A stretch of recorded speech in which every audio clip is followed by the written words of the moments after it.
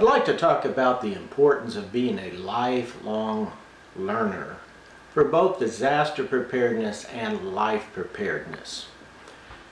While I was doing some research for this video, I had to chuckle at a statement by Will Rogers. He said there are three kinds of men: the ones who learn by reading, the few who learn by observation, and the rest of them have to pee on an electric fence for themselves. And there's a lot of truth in that observation. And so by the mere fact of being a lifelong learner, you can set yourself up for success.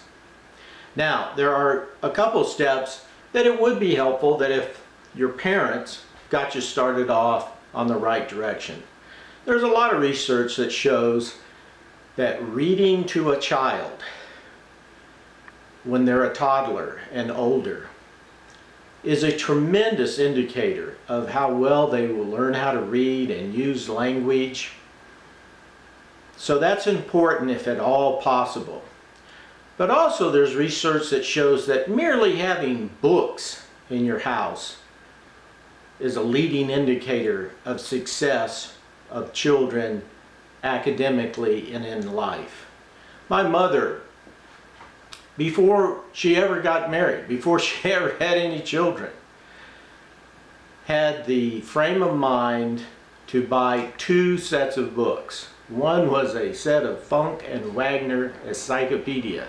It was sort of the poor man's Encyclopedia Britannica.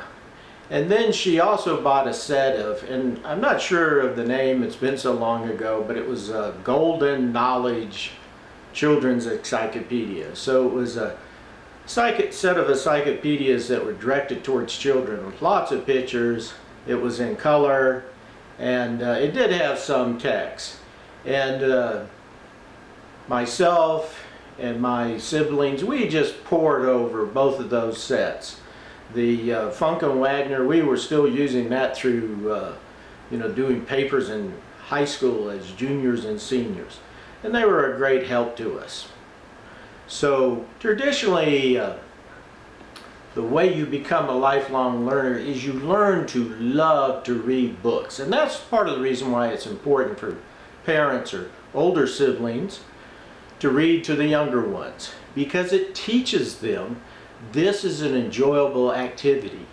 A book is something of comfort. Now personally, I had a terrible time reading. Learning how to read as a youth, and there's a couple of theories on that, but I really didn't learn how to read until the beginning of the 5th grade. And Mrs. Conrad, my 5th grade teacher, she announced that we were going to have a 1-hour reading session. And you know, my heart just sank because I knew that was going to be an hour of embarrassment for me. And I guess a couple other students' body language gave that away too. And she said, no, we're not going to do reading a circle. Today I'm going to take you to the library and you're going to pick out any book there that you want to pick out. And then that'll be your book to read during the reading hour. And if you don't want to read it, you just put your head down on the table and take a nap. And when you finish with that book, you can get another book from the library. So we went off to the library and I looked all through the books and I found one that, well, it had a lot of interesting pictures in it. And it was an interesting subject to me. So I got that book, and the next day I looked through during the reading hour, I looked through all the pictures, and I put my head down on the desk and napped for 15 minutes. And then it occurred to me, this was the first time I ever voluntarily wanted to read a book. I said, you know, I would like to read that book. So in the final 30 minutes, I might have read three pages. But I was on fire. And I went to Mrs. Conrad and I said, can I take this book home? And she says, yes, you can. And then here was part of the breakthrough for me, is I have 2 older brothers, and each evening I would ask each of them and my mother, here's 3, 6, 9 words, what is this? It took me about 10 days to read that 150-page book. And when I finished it, I said, you know, I've gotten it down to, so on the last pages there was maybe 1 or 2 words that I didn't know. And I'm not sure if I got the first part of the book. So I went back and I reread the whole book again. And then I was on fire. And I have been a lifelong reader ever since. I have read thousands and thousands of books. With science fiction books, you can travel to different places, different times.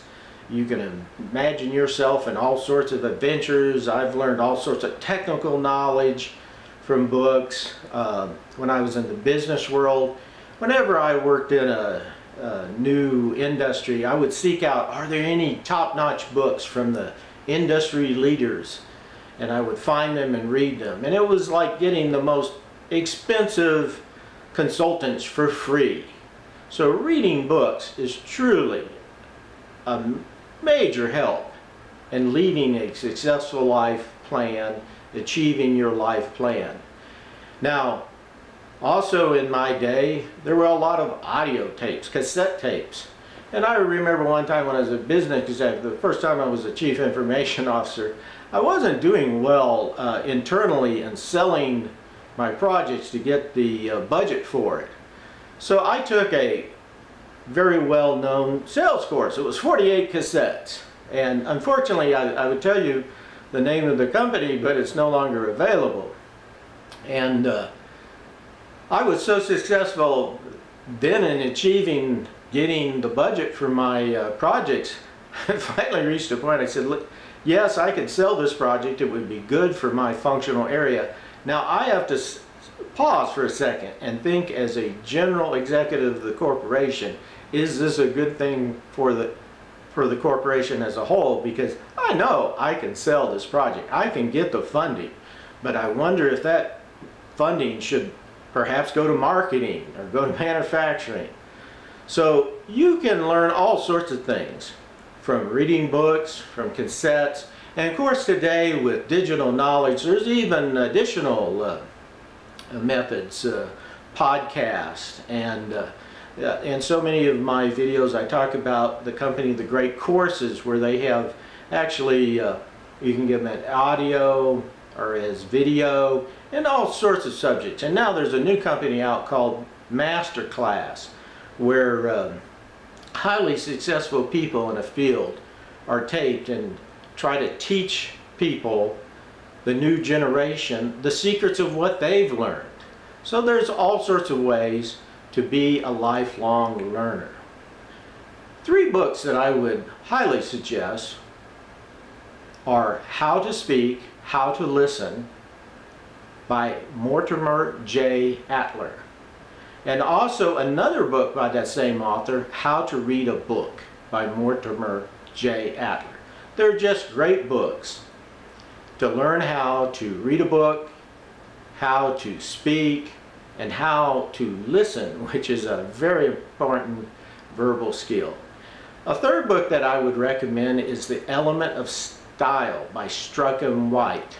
It's a grammar book, but it's so good that when I was a business executive, every 3 or 4 years I would reread it. It's a small book, and whether I need it or not, I would reread that book. So be a lifelong learner. In summary, a little postscript. When I graduated from the university with a degree in finance, magna cum laude, and was commissioned as an officer in the United States Navy, an ensign, after the commissioning ceremony, my mother turned to me and she says, "Do you realize you have become a descendant of the characters in your book?" And I said, "Mom, which book are you talking about?" And she said, "The very first one." And I smiled and I said, "Mother, you remember?" And she said, "Yes, it was such a great milestone on you becoming a lifelong learner." What was the name of the book? John Paul Jones, the father of the United States Navy. You know, for me, Dick and Jane and chasing a ball, that didn't excite me.